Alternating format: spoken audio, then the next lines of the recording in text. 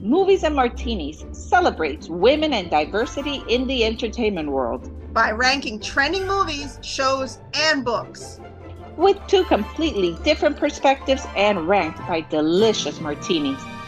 Listen to find out how many martinis we felt it was worth. And learn about the women who have written, performed, and/or directed in everything we have rated. A new episode is available every Thursday on your favorite podcast platform and YouTube. What's up, everyone? Welcome to our podcast. I'm Priya. And I'm Mercy. Welcome, and welcome, Margarita. How are you? I'm saying your name in full Spanish here. We are so honored to have Margarita Artista with us. I just gave it a total Hispanic pronunciation for absolutely no reason. So for those of you that don't know Spanish, Margarita means daisy, and Artista means artist. And this is Margarita Artista. How are you? Welcome. Doing super well, thank you. Just want to give a huge thanks for having me on. Super honored to be here. Calling in, just like to acknowledge I'm on the unceded traditional territories of the Coast Salish Nations up here in beautiful British Columbia, Canada. Oh, that's wonderful. Oh my God. Beautiful. We're all over the place. I'm in Tennessee and Priya's in New York. So in New York. Beautiful. Love it. So for our listeners and viewers, this is our special edition Books and Martinis podcast episode for July, and we're featuring Miss Margarita Artista for her book, The Phoenix Keeper and the City of the Suns, and we're holding it up for you guys in case you're listening. I didn't bring my copy up. Oops. That's okay. We got it. Okay. We got your back. We got it right here. Love it. Beautiful. Today is an exciting day. So you all will hear this podcast episode in July. But we're recording this earlier because Margarita had big news today. So because it's Books and Martinis, I have a little you brought a drink. Alcohol to I celebrate. Have Old Stanley. I'm a failure. And it's not required, Margarita, but no worries. We gotta say salud. Cheers. Salud. Cheers. Well, she needs nothing but herself because she's Margarita. Hello, she's already Margarita. Yes. Perfect for our podcast. She's already a drink. I love it. And you have big news today because you were signed by a publisher. I was an indie author. So while we get into it, why don't you tell our listeners and viewers a little bit about yourself and exactly what happened today, your big news. Definitely. Yes. So my name is Margarita Artista. I am 27 years old and from British Columbia, Canada. Been writing ever since I could hold a pen. I always say that. And so last week got the news that I was signed on to Azala Press. It's a small press started by MK Ahern. And focused on making indie author dreams come true. So very, very excited and honored to be a part of that team and get the republishing underway for The Phoenix Keeper and the rest of the series as well. So very excited. Thank you for allowing me. Awesome. Congratulations. This was great. Very, very fulfilling after however many I applied to. I can't remember literary agents and publishers, how many applications I've sent out, but yes, it's huge for me. So I'm so sure. I'm so happy. I have a daughter your age, by the way. Oh yes. That's amazing. I have three daughters and my middle daughter is your age. Absolutely. I will connect you girls. I love it. I have a published author. I'll tell her she's your age. She's like, stop it. That is so awesome. So awesome. So Priya and I had the honor, thank you, of enjoying your book, which I absolutely loved. We cheated because we were talking about the book and how awesome it was prior to the podcast. So I can't tell you how much I love the book. I'm so glad to hear that. You told us that you started the minute you held a pen. But what inspired you to write this book? Although, before you even go there, I'm going to say that I know you have a fiance, and I also read here that you have 3 birds. I do. Yes. So I saw that, and I was like, of course. Inspiration there. Yes. Like, I can see the connection. Definitely. I love birds, so that's a big part of the Phoenix choice for sure. But yeah, no, I can go on. So yeah, I've been writing little stories ever since I could conceive of the fact that people could, you know, take ideas and wove them together, fictional or non-fictional, and make a story out of it. And I've loved that. But obviously my early works, probably not something anybody wants to read or should be subjected to.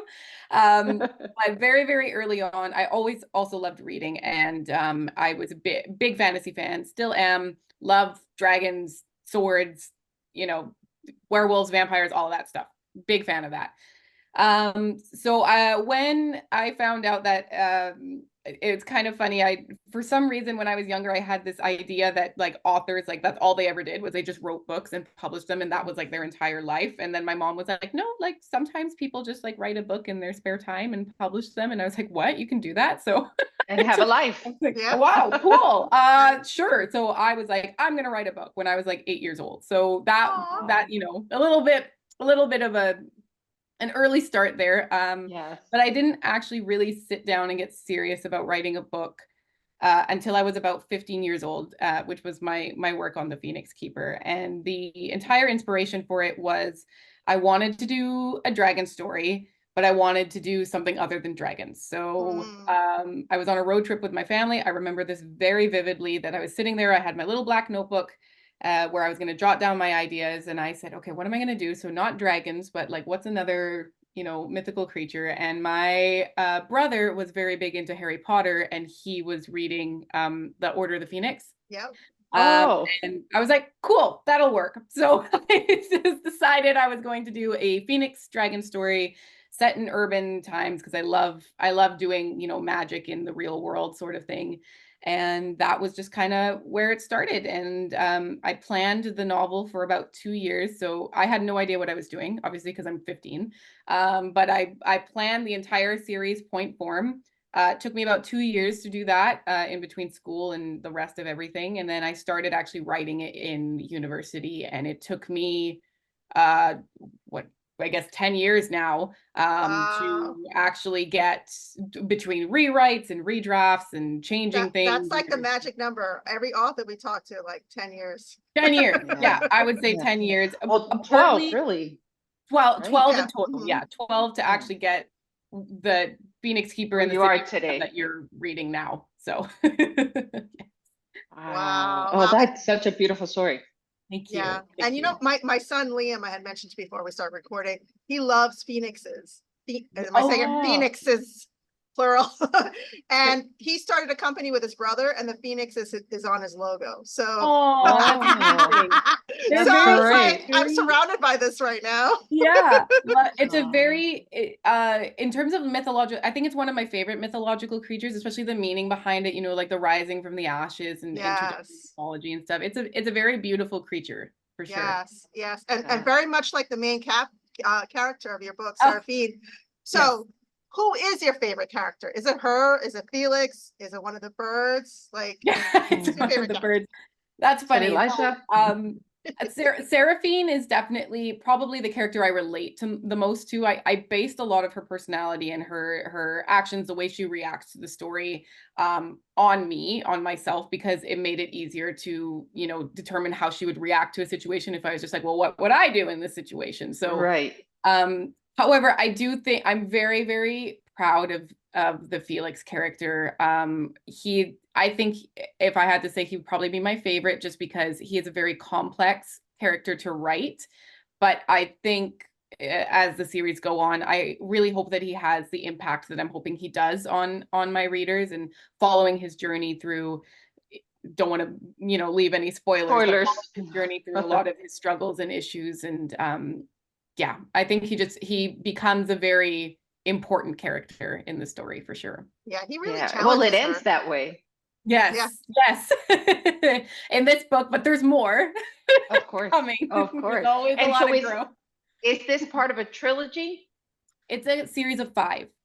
Oh, 5. Wow. Okay. Excellent. Yeah. Wow. So the next one is Phoenix Keeper and the Fiery Waters, right? You betcha. Yeah. I have it open right now. That's correct. Yes. And that one should hopefully be coming in the fall. That's my plan, the second book.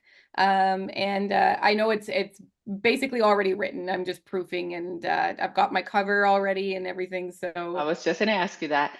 What was your inspiration with the beautiful art that you have? The artwork. Yeah. So I have the most amazing cover designer, not to brag, but her name is Rachel McEwen Designs. I'm super, super excited to be working with her. And I literally pitched, I want a phoenix and I want yellow and light stuff. I think that was like the description. And she came up with that. And it was just, it was like she had seen into my mind. I have always also been, it's funny, a comment I get a lot is it looks like the Hunger Games cover, and Hunger Games was one I can see that now. Yeah. So growing up. But that was not my first thought at all. Okay, yeah. I see it now that you say it, I see it, but I hadn't made the connection. Yeah. And I love the Hunger Games. Beautiful job. I ate that series up. So there's a new book coming out, super exciting. Yeah, I take that as a compliment. I'm like, oh, thanks. Yeah, sure. And you know, great comparison. It illuminates. So look, I don't know if you see on it illuminates. Yeah, beautifully. I was reading this on the beach the other day, and I took a picture of it just sitting in the sand, and it looked like the sun was like piercing it. Totally. In the picture. So this is just like she did an amazing job. Yeah, she really did. Rachel McEwen. Kudos to Rachel. Thank you, Rachel. Shout out, Rachel. Good job, Rachel. Shout out for her. Yes. And so now that you tell us all about your writing journey, which has been for you, who's so young, such a long period of time. So, I mean, just time flies, as we know. What advice would you give other readers? Never quit. I'm sorry, other writers. What advice would you give other writers? Never quit for both. Never quit reading, never quit writing. And write the story that you want to read. That was, I think a lot of times people get really flustered down in maybe like, oh, I don't know if anybody's going to read this. I don't know if this will sell. And those are very valid points, especially if you are trying to earn a living from writing. And but I think the best advice I can give you is your most authentic form of writing is going to come from writing the story that you either wanted to read as a child, or you needed to read as a child, or that you want to read now, or based on your own experiences, something like that. I think that, at least from my experience, the stories that I resonate the most with are definitely, they come from a place of, you know, I really like this book, but I really wanted to do this instead. And so I made it, right? And so that's great advice. Yeah, that is great advice. And I agree with you 100% that we should write about things that we're interested in, because as you know, as a writer, there's so much research involved, and there's so much time involved, and so much recreation and rewriting and editing. And if you're not passionate about whatever you're writing about, it's so easy to just stop. Yeah, totally. Yeah. Totally. And it's a roller coaster. It's like so many ups and downs, and and like, you know, you think that at some point you're gonna think, what am I doing? What am I really? Oh, definitely. You hit that point a lot where you're like, why am I doing this again? Am I insane? It's a labor of love. Yes, it's a labor of love for sure. It is. It's an interesting hobby too, because a lot of the times, you know, I talk about how writing is my therapy, and oftentimes it doesn't look that way when I'm writing. I look very but it really is. It's hashing out those ideas, those experiences. For me, it's a very therapeutic process. And I tend to put a lot of self-reflective like critiques in my books. I have a bachelor's degree in sociology. And so I tend to do a lot of social psychoanalysis as well, put some themes in there for discussion, because I do hope that at some point that the books do have a bit of a social impact. You know, on the surface, I would love it to be, you know, a book people can enjoy, but for the people who enjoy, you know, delving into those issues and those topics, I do like to. Story is our primary way of sharing ideas and thoughts and moving society forward in progressive thinking. So that is a goal of mine as well. And so, yeah, it can definitely be hard sometimes, because, you know, on the one hand, I do really enjoy, delving into that, delving into my personal experiences. On the other hand, it can be very, very vulnerable to do that and to, lay yourself bare like that, or really think critically about things that have happened to you or things that have been done. But I do find it's a very rewarding process in the end. So number one, I also have a sociology degree from like wow, 100 years ago. Yes, love it. So I totally understand where you're coming from, the social impact. And I noticed that in the beginning of the book, how diverse her friends were. I was just going to say that. And right off bat, I was like, oh, okay, Margarita's is in to win it, because you're speaking to your audience, all these young people who've been reading it, these Gen Zers, millennials, I mean, Gen Xers too, like us, but like all these young people this is very important for them to see that in what they're consuming. So and it's very reflective of my own university experience, because my own university experience was when I met so many different kind of people from all different walks of life. And I was like, this is really cool. Like you learn the best, I think, from people around you, for sure. And I was exposed to so many thoughts and ideas, not just in my coursework, but from my peers and learning about people's histories and backgrounds, where they came from. It's the best part of society, I think, is diversity. Yeah. And it's beautiful, because if you're a young reader, then you're reading about something that could be in their future. If you're an older reader like me, where my daughter's your age, I can still relate to going back in that time. So it's ageless in my point of view, which is beautiful. And I can see the complexity in your character, Felix. And I guess, for lack of a better word, the demons that he's fighting, right? To find his center and to move forward. And how I can only imagine, as this will take place, because there's 5 books, they will both grow from it, right? From whatever experience has come around, which are so supernatural in so many different ways because of everything that's there. So it's beautiful. And that's going to take me to my next question. If and when they make the book a movie, who do you see playing the main character? Yes. Oh, hard question, because all of the characters except for Seraphine and Felix had like a very clear celebrity in mind, like when I was kind of designing them. Do share? Yeah, absolutely. So Emanuela, I think, would be Camila Cabello. I love Camila Cabello. I had the pleasure of meeting her, and she's just like that fun, bubbly personality. Me too. I saw her at a Starbucks. Yes. Yeah, that was so random. Where Raquel worked. Her grandparents lived right next to me in Palmetto Bay. 168th Street. Oh, that's crazy. Yeah. She's very lovely, and she has a whole new era coming out. I love it. Yeah, she's rebranding, and it's great. I know what song to use in the reel. Yes, there you go. I love it. Definitely. And some of the other ones, like some characters you haven't met yet do also have some celebrities in mind.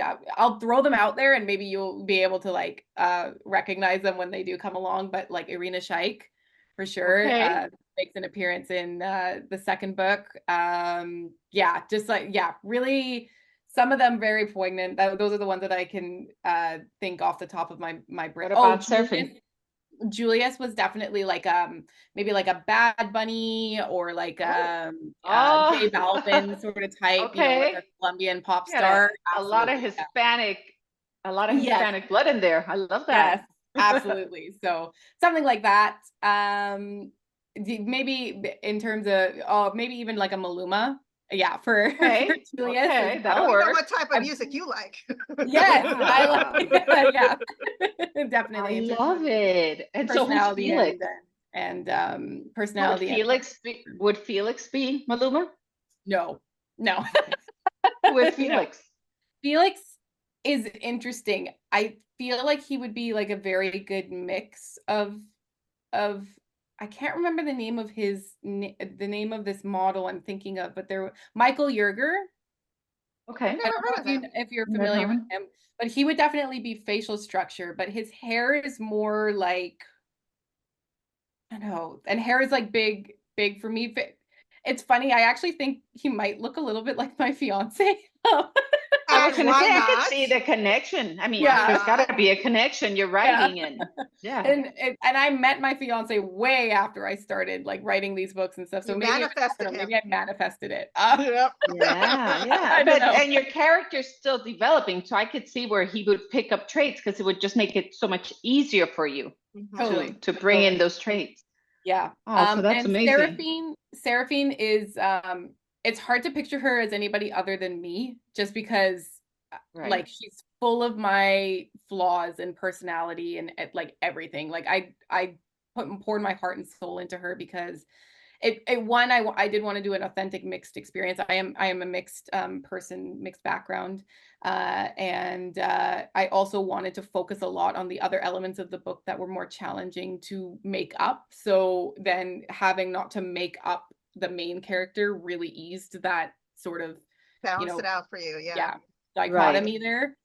So yeah, I don't know if I would be a good actress. but you're gonna try out for the part because your last name is Artista, right? Yeah, exactly. There you go. So a whole package. That would be the dream, I guess. Well, I love it. I love it. And we have to do another cheers to you. You did a phenomenal job. I can't wait for this episode. She didn't bring a drink. Yes, I know. She's a margarita. We're drinking for you. No, thank you. Thank you so much. So we're definitely going to ask you to come. I'm sorry. I just wanted to tell her that we're definitely going to want you to come back for your second book. Yeah. Yes. And we would like for you to be prepared with a drink, please. Definitely. We'll do next time. Yes. Maybe a nice martini with some olives. Yes. Or a margarita with a margarita. Gotta do a margarita. Is that cannibalism? I don't know. No. You're Put good. some lime on that. Yeah. You're good. You are That's good. Amazing. Yeah. That was so much fun. Thank you guys so much. Is there anything? I'm sorry. Yeah, we keep jumping on each other. I do the same on my Teams meetings. Okay. Oh, okay, good. Is there anything you'd like to tell our listeners before we let you leave? Our listeners, or your readers. My readers. Okay. Well, thank you to all of my readers. Anybody who has supported me on this journey, not possible without the support system I have. I just can't imagine that I would be able to keep going with everything else that's, going on in my life. And it really is it's a labor of love. And it is for, everybody who needs to read the story, everybody who wants to read a story like this. And I'm just so happy that people have access to it now. And I thank everybody who, takes a second to pick it up and even give it a shot. So thank you from the bottom. Oh, that's awesome. Where can they find your book? It is on Amazon currently. So because of the signing to the press there, we are going to do a bit of a republishing, but at no point in time will the book be unavailable. So before it moves off of Amazon, you will have a clear place to find it through the press as well. Awesome. Do you have an audiobook coming out for it eventually? Or so yes, that's actually a question that the press asked me, and I have expressed interest. So we are currently looking into doing an audiobook, which would be super, super fun. I hope I can voice Sarah. That's the dream. I would love that'd be awesome. Yeah. That'd be amazing.